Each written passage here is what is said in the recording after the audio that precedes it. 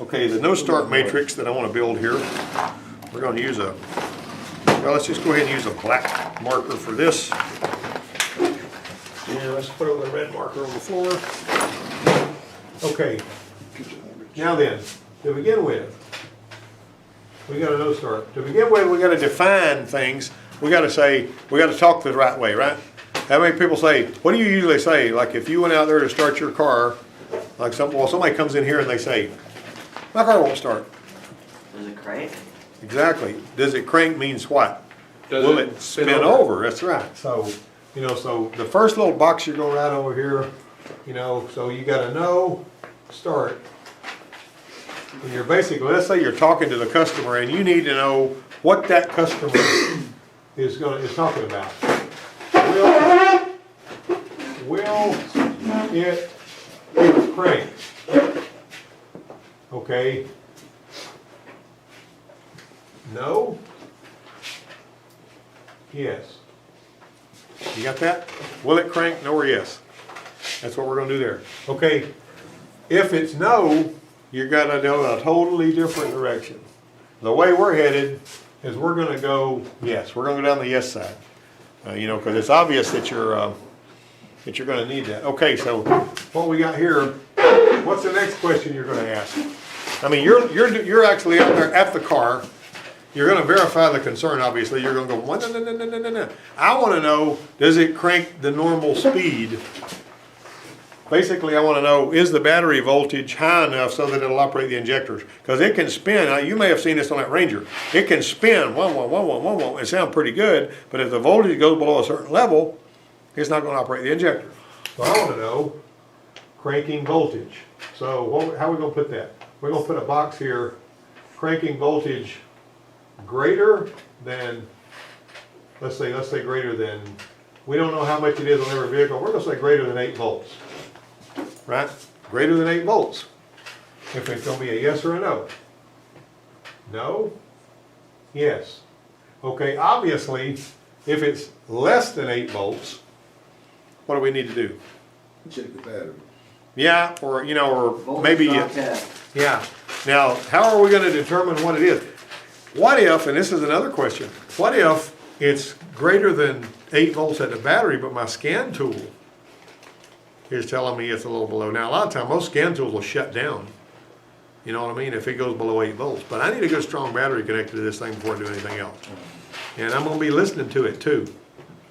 This is no start diagnostics and you can't leave anything out.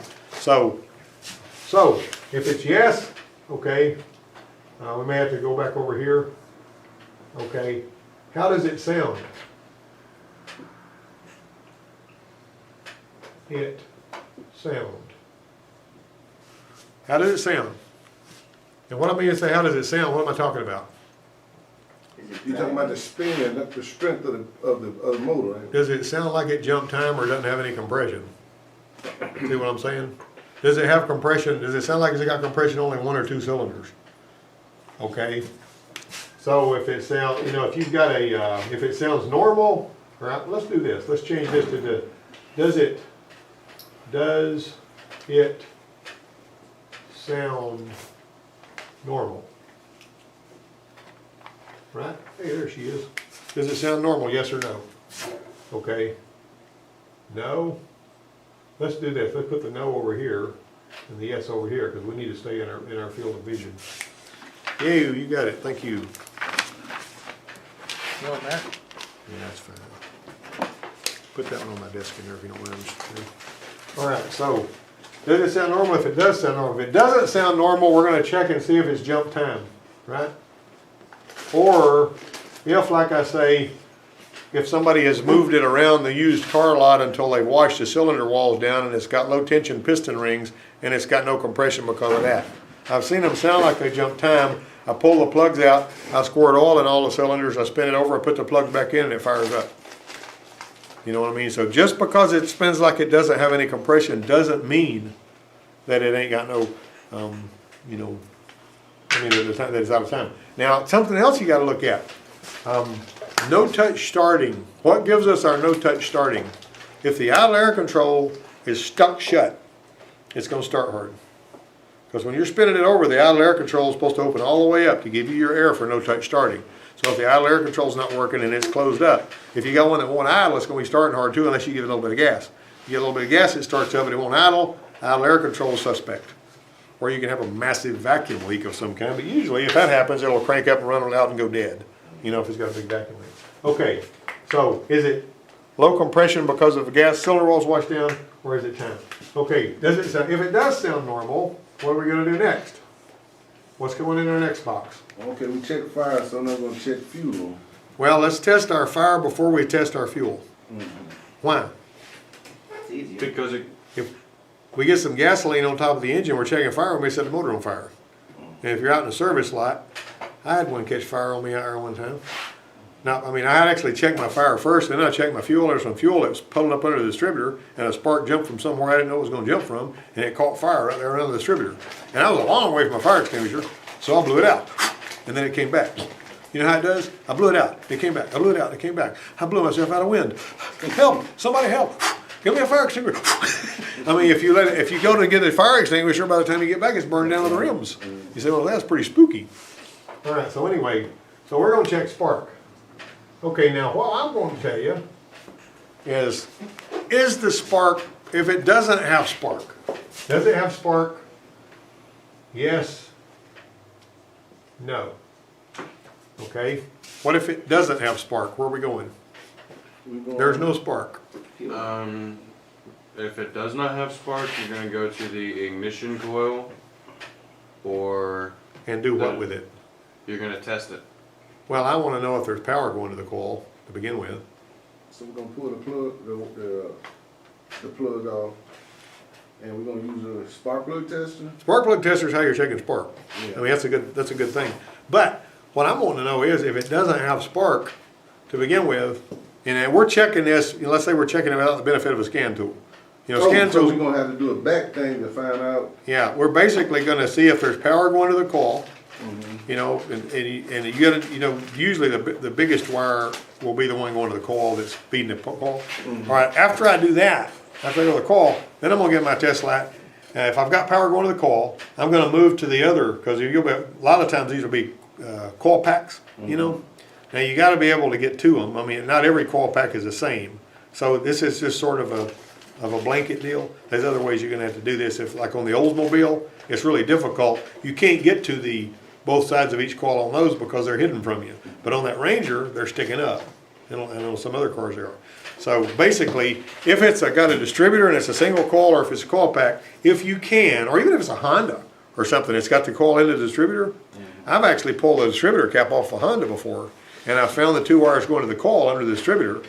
And with the key on, I take my test light and hook it to the ground. I see if that coil's powered up. I move it to the other side. I go to the trigger side of that coil, which is your negative side, which would be your tack terminal. And if it's pulsing, but the coil's not firing, your coil is junk. Got me? If it's pulsing, but the coil's not firing, your coil is junk. So basically, you're going to look at the coil. So if you got no spark, you're basically going to see if you have a pulsing signal from your module / PCM, whatever. If it's pulsing, that's a yes or a no. See it? You got to have kind of yes, no. If it's not pulsing, I want to go to my crank sensor. If it's not pulsing, I'm going to my crank sensor. Now, if I've got a scan tool, I'm going to plug it in and see if I see an RPM signal. I'm also going to want to know if the engine controller will talk, but I don't have an RPM signal, I'm going to suspect my crank sensor. You got me?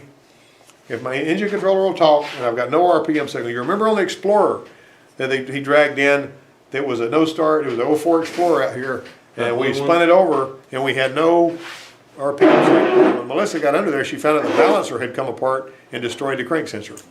That's why we had no fuel injector pulse, we had no crank. All right, now, if you wanted to do a little hopscotch here, if you came to the point where you didn't have any spark, just let's take a little shortcut here and let's just listen to see if the injectors are clicking. This is one little caveat you can insert here. Are the injectors clicking? Click, click, click, click, click, click. If the injectors are clicking, what do we know? They're working. Well, that's one thing we know. But what do we know? What did I tell you causes? Well, no, the actual, what is it that is needed before the injectors will click? Crank signal. if you got crank signal, if the injectors are clicking, but the coil's not popping, then you're looking at an ignition system problem. Got me? Ignition system meaning related to the coil or the primary circuit. The primary circuits are your little wires that go to the coil. Secondary circuits are where the spark happens, right? Okay, we do have spark. What do we do next? Now we check fuel. We're gonna check, well, let's say, I kinda like to see if my injectors are clicking. If my injectors are clicking, yeah, I'm gonna check fuel pressure. We've already put our spark back together so we don't have a naked spark popping. Oh, let me tell you something else. Here's another question, and I'm running out of room up here to draw, but you guys keep working on your matrix. How strong is the spark? Now, Lundy got smacked around the other day on that 626 because he was thinking the spark was too weak. You got me? All right, now in your books, a lot of them will say, it'll say stretch it 1/4 of an inch. That's what a lot of your automotive textbooks used to say, and I don't know where they came up with that. Because I actually, when I put Lamont over at the Nissan place, he was working on Cadillac. So he called me up, and he says, I brought this Cadillac in here to charge a battery. It's a used car. And he says, I charge a battery, and now it won't start. And he said, I don't think charging the battery has nothing to do with it, because it's like a 94 model or something. And I said, okay, so what's your spark look like, Lamont? He said, well, it's about 3/8 of an inch. And I said, is it orange or blue? And how far can you stretch it? And he said, well, when I move the coil wire away from it while it's checking, it won't stretch but about 3/8 of an inch, and then it stops. I mean, it goes away. And I said, you need a coil. Simple as pie. I mean, if it won't stretch but about 3/8 of an inch and it's orange, put a coil on it. Because it ought to stretch out to about an inch long and be like chain blue lightning. It just scares the daylights out of you. You want to be afraid it's Okay, going so blue is good. It's got blue and long. It needs to pop and sound like miniature lightning. That's what it needs to sound like. If you ain't got a good strong spark, you need to get one. I will tell you what I saw on a Taurus one time. Hard start. You get in it, when it's cold, and eventually it'd fire up. Had good fuel pressure. It was holding the fuel pressure when you shut it off.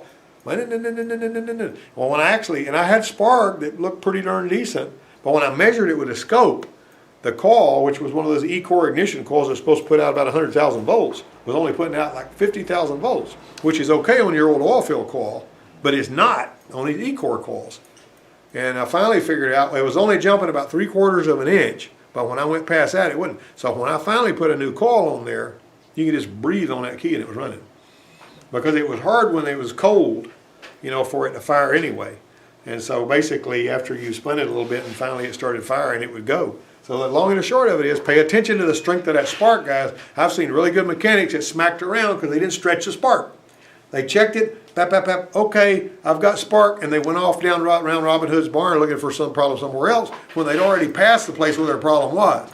See what I mean? When you come to that place, don't ignore something just because you don't want to, like if somebody says, I told this one guy, he came over there from a shop, this old man that used to come over and have me look at one every now and then when I was at the Ford place. He says, can you tell me why this tempo was idling crazy? And it was one of those that had the little idle speed controller on it. And I measured the resistance of that little switch in there, and it was like floating around 40, 50 ohms. It's supposed to be, a contact switch.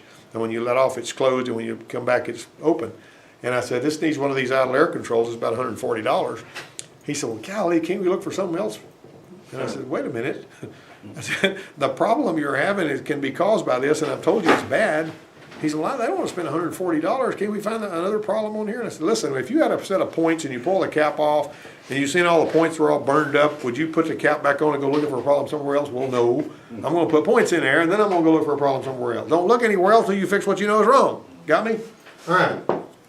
How strong is the spark? How strong? Okay. So you got to make sure that it's strong enough. Okay. Now then, we're going to check fuel pressure. What else is important along with fuel pressure? Safety glasses. What about, yes, safety glasses, that's a good answer, Joe. Safety glasses is important. Because I've seen unexpected gasoline spray go all on my face. I did too. Was that good? No. Oh, okay. Well, if you get gas in your eyes, you shall not surely die. So don't get the idea you need to rush to the emergency room. Just go flush your eyes out and you'll be okay. You know what I mean? Unless you're allergic to it, then you may die. What? Making sure that the inertia switch is plugged in. The inertia switch is a good thing. Make sure it's plugged in and that it ain't been tripped. Because, Mama may have slammed the trunk because she was mad at Daddy. Wham! And occasionally that kind of thing happens, you know what I'm saying? And so long and short of it was, you're out here making sure you got fuel pressure. Can I hear the fuel pump? That's a good thing. We could back up. We could go way back up here and say, am I hearing the fuel pump? Remember that? It's Dodge out here. Turned out not, you don't need the fuel pump. Okay, so if I'm hearing a fuel pump, I still need to know if I got pressure or not. Can you hear the fuel pump and not have pressure? Yeah. Yeah. All right then. I heard the fuel pump, so I know the fuel pump's running. If I don't hear the fuel pump running, that goes down a whole different trail, doesn't it? Relay, fuse, inertia switch, that kind of stuff. You all know how to do that, right? Anybody in here don't know how to do that? What about you, Quincy? You can do that, can't you? Quincy. Every time I ask Quincy if he can do it, he nods his head. Sure. All right, so here we are. So we're going down this road now on our fuel pump. Okay, so we're going to take our fuel pressure, we're going to check it. What else we notice about our fuel pressure? Remember the Saturn? Yeah, but the fuel pressure was good on the Saturn. Well, we screwed that gauge in and we felt cold. Oh, you mean the? Yeah, wait a minute. Yeah. Hey, that's cold. That don't feel right. That's freezing cold on my hand. You know, it's evaporating really fast because it's not gasoline. Right. Come feel of this.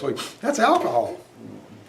So what do? We take the alcohol and we got the alcohol out of it and fired up. That was a surgical repair. All we had to do is get the alcohol out of it. That thing was fired up and ready to go. So we could have sold on the moon on that darn car. All that. Hey, let me finish with my class. I'll be with you in a minute. All right. So here we got this thing working, and we've got this little fuel issue going on. So we check the fuel pressure. Do we know what the fuel pressure is supposed to be? Well, some people do this. Let me hit you with this one. I've had people say, I drove my car, it started losing power when it was hot, it quit, and so I got out and I mashed that little Schrader on the fuel, and it went whole bunch of fuel shot out of it. Fuel went all over the place. So I know it ain't a fuel pump. Well, when they tell me that, I know it is a fuel pump. Because when you mash that thing, even if it's hot, it ought to go just a little. If it sprays out there like a fire hose, you know you've got a bunch of air trapped in there, and your motor ain't gonna run on air. And a fuel pump can cavitate and push air up there. So if you got a bad fuel pump, and it'll do that if you want. And let me tell you this, I used to have a quitter, and this is a little bit of a digression here. I used to have quitters sometimes that would say, this thing quits after I drive it for, if I'm driving it on a hot day, I'd park it in the shop, make sure I had plenty of gas in it, put the fuel pressure gauge on it, crank it up, let it run for about 3.5, 4 hours. Watch the fuel pressure. I walked by that thing on the way to the parts room, working on another car the whole time. All of a sudden I see the fuel pressure's gone and the engine's dead.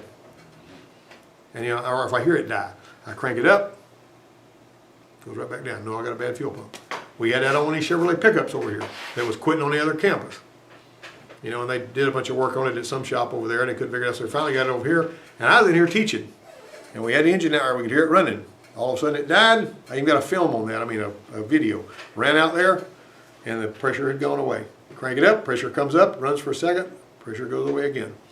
That's fuel pump issue, guys, is what you see. Okay, now, you got to know what fuel pressure is supposed to be. Who can tell me off the top of their head what it's supposed to be on the Ranger? 40 to 60, I believe it is. Huh? 60? It's supposed to be, if you look it up, it's supposed to be about 70 pounds on the Ranger. That was close. Most of them are supposed to be, that I've seen, are supposed to be like 40 pounds, like you say. Without the engine running 40 pounds, with it running 30. The fuel pressure regulator changes a little bit. If it's a returnless fuel system, it's regulated in the tank. And that's a different set of rules because it can be bad back here. Remember the Cadillac that the girl had, the black Cadillac Escalade? Is that the one the door didn't open up on anymore? No, Webb and, Yeah, that was the one that, Kelly changed that. The reason, why did they change the fuel pump? Do you know why the fuel pump was changed on the Cadillac? Why was the fuel pump changed on the Cadillac? I thought because the sending unit was messed up. Wasn't a sending unit.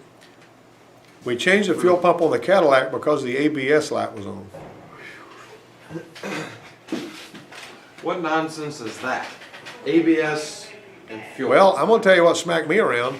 I went over there, she took it to the Cadillac store. I said, they may have a reflash or something on that for the ABS, we didn't even, I don't even remember if we pulled a code on that. I said, it's to go to the Cadillac place or we may have pulled a code, but I don't remember what the code was. Anyway, she goes to the Cadillac place. And then she comes back and she said, they didn't do anything to the ABS, but they told me I need a fuel pump. I said, seriously? They said, yeah. And they said that might take care of the ABS, but they weren't sure. I said, well. Same circuit? No, well, I mean, we screwed the fuel pressure gauge on it, had 160 pounds of fuel pressure. Oops, so much. Wow. It's regulated in the tank, the regulator had crapped out, the fuel pressure was off the chart. Now, the air-fuel mixture was not crazy like it would have ordinarily been because the Cadillac had been able to dial it back enough to where it controlled the fuel. But that's got something to do with that traction control. You know what I mean? Because on traction control, on a lot of them, it detorques the engine and this kind of thing. I don't exactly know how it tied in, but we put a fuel pump in it and got the fuel pressure back to where it was supposed to be, and the ABS light went away. So that was a crazy thing. Those, you might think something doesn't have anything to do with something else, but we knew she had 160 pounds of fuel pressure, and that was off the chart. So we put a fuel pump in it, and her other problem went away, just like the Cadillac place said it might. But they wanted $1,800 to put a fuel pump in it at the Cadillac place. So we bought a $450 fuel pump from the parts house and put in there, and she got out for The about that. pump was 450 Yeah. bucks. Hey man, we're talking Escalade, okay? I don't care. Talking Escalade. Even if it does have plastic door handles, it's got a dynamite fuel pump in it. You know? I'll go buy me one of those universal ones and Yeah. I'll hook it up. I'll rig it. Okay, this is where we were headed with this. You have to be able to attack these things, and most of the mechanics, I'm gonna tell you the truth, well, they'll plug their scan tool in, they'll see what they see there. But I'm gonna tell you something else. You just about will, I mean, like only, as far as my perspective was, when I was in a dealership and I worked on like 3,000 cars a year, you almost never fix any no start with a scan tool code. You know what I mean? Now, sometimes you get a crank sensor code for when it's a quitter, but if it's a no start, the scan tool, as far as the code's not gonna tell you anything. But when you go into your PID data, a lot of times you can find something going on there. But like I say, you can't depend on your scan tool for everything. You better know how to get under there and get your hands on it, let your fingers do the walking. And a lot of people that are wanting to get into this business have the idea that they're gonna get some slick little job, plugging a scan tool in, reading a code, changing a part, making big money. You know what I mean? But you don't have to be out there very often before you get pummeled. You know, because everything they give you, you're saying, well, I don't know what to do with this. I don't have any trouble codes. You know what I mean? Don't depend too heavy. Check the trouble codes, write them down, clear them, see which ones come back, pay attention to your PID data, look at fuel injector pulse width, look and see if you're got crank sensor. Every particular vehicle is a little bit different, but you need to be able to sort this stuff out and figure out methodically what's going on. That make sense? Cool. All right, so this didn't cover every scenario, but it kind of gave you a direction you can head. So I'm probably gonna have about 4 or 5 or 6 cars for you to fix for your final, and you'll have like 10 minutes on each car. You know what I'm saying? Yes. So you should really enjoy that. Yeah. Okay. I see you next semester.